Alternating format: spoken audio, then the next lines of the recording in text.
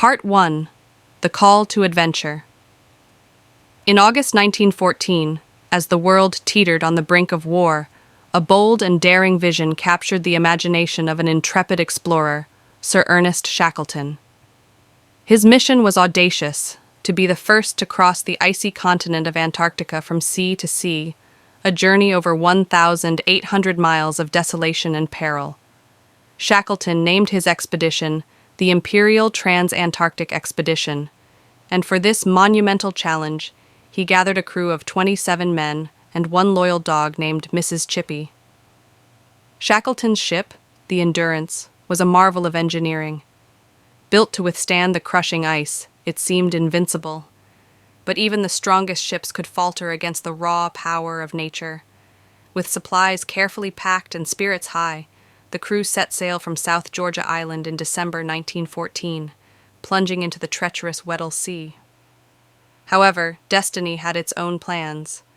As the ship navigated the dense ice floes, the temperature plummeted and the sea began to freeze around them. By January 1915, the Endurance was trapped in the ice, immobilized in an endless white prison. Shackleton, known for his resilience, rallied his men with these words: "We may be stuck, but we are far from defeated." The crew adapted to their frozen reality, converting the ship into a makeshift home. They hunted seals and penguins, held impromptu musical performances, and even staged soccer matches on the ice to keep morale high.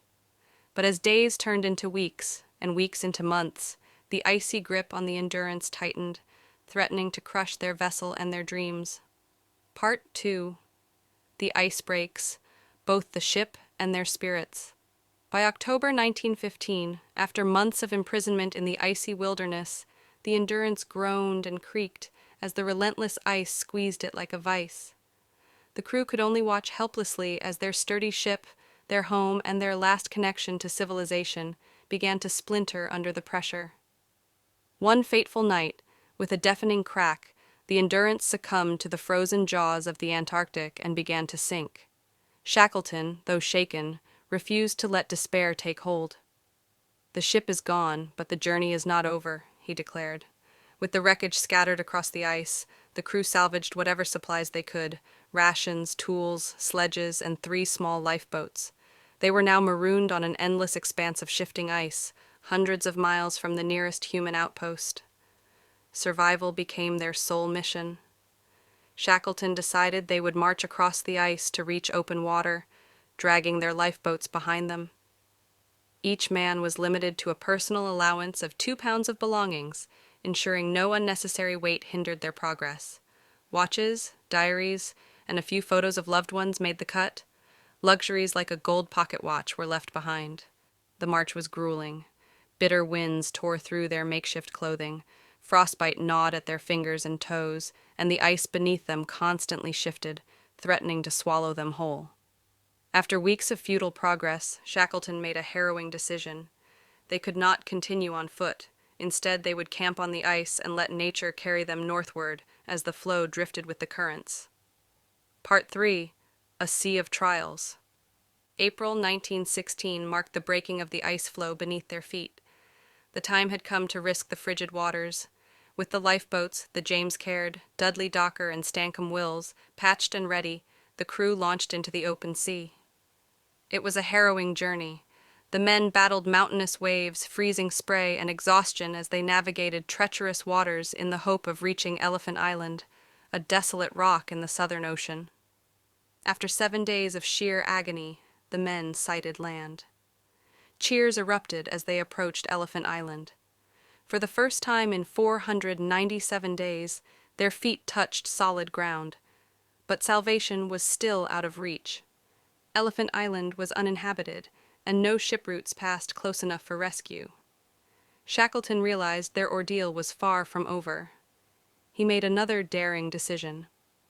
Taking 5 of his strongest men, he would set sail in the lifeboat James Caird to South Georgia Island, 800 miles away, where a whaling station might offer salvation.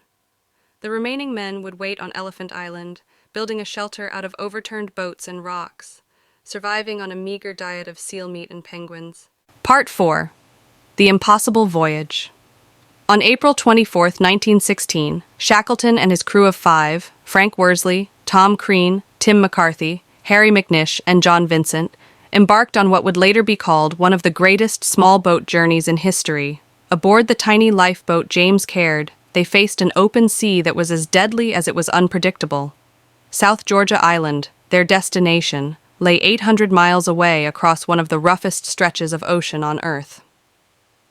The James Caird was barely 22 feet long, designed for short trips near the shore, not for enduring the icy tempests of the Southern Ocean. Shackleton and his men reinforced it as best they could, lining its hull with wood and canvas for insulation, but the odds were heavily stacked against them. The waves, some towering over 50 feet, threatened to capsize the fragile craft. Freezing spray soaked their clothes and supplies, leaving them wet and shivering in temperatures well below freezing. To navigate, Worsley relied on a sextant, a tool that required clear skies to determine their position. But the sky was rarely clear, and he had to seize fleeting moments between storms to make calculations.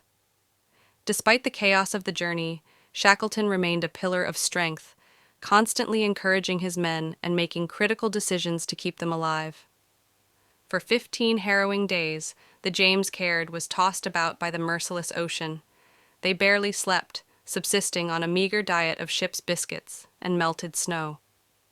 Frostbite and exhaustion gnawed at their bodies, and yet, against all odds, they spotted the jagged peaks of South Georgia Island on May 8, 1916. Their elation, however, was short-lived. A hurricane-like storm blocked their approach, forcing them to circle the island, desperately seeking a safe landing spot. Finally, they landed on the island's uninhabited southern coast, but their ordeal was not yet over. The whaling station lay on the northern side of the island, and between them and salvation stood an impassable mountain range covered in glaciers. Part 5. Across the Mountains. With no other option, Shackleton decided to attempt the first ever crossing of South Georgia's mountainous interior. Armed with nothing more than a carpenter's adze, a length of rope, and their indomitable will, Shackleton, Worsley, and Crean set out on May 19, 1916. They left the other 3 men behind to recover and await rescue. The 36-hour trek across the mountains was a superhuman feat. They scaled icy cliffs, crossed crevasse-ridden glaciers, and trudged through waist-deep snow. At one point, they slid down a slope, unsure if it ended in a safe landing or a deadly precipice. They moved without sleep, driven only by Shackleton's unyielding determination and the hope of rescue. Finally, as dawn broke on May 20th, they spotted the whaling station at Stromness. Exhausted and ragged, they stumbled into the station, shocking the workers who had assumed the Endurance expedition had perished long ago. Shackleton's first words were a simple, "Can you save my men?" Part 6. The Rescue. Shackleton wasted no time in arranging a rescue for the men left on Elephant Island. The first 3 attempts, hampered by ice and storms, failed, but Shackleton refused to give up. On August 30th, 1916, over 4 months after he had left the island, a Chilean tugboat, the Yelcho, finally broke through the ice. Shackleton stood at the bow, scanning the shore anxiously. When he spotted his men, all 22 of them alive and waving, he breathed a sigh of relief. For over 20 months, not a single life had been lost under Shackleton's leadership. His unbreakable spirit and commitment to his crew had turned what seemed like certain doom into one of the most remarkable tales of survival in history. Epilogue. The Legacy of Endurance. The story of Shackleton and the Endurance remains a testament to human resilience and leadership in the face of unimaginable adversity. Though the expedition failed in its original mission to cross Antarctica, it succeeded in showcasing the extraordinary strength of the human spirit. The frozen remains of the Endurance were finally discovered beneath the icy waters of the Weddell Sea in 2022, a haunting reminder of this incredible journey.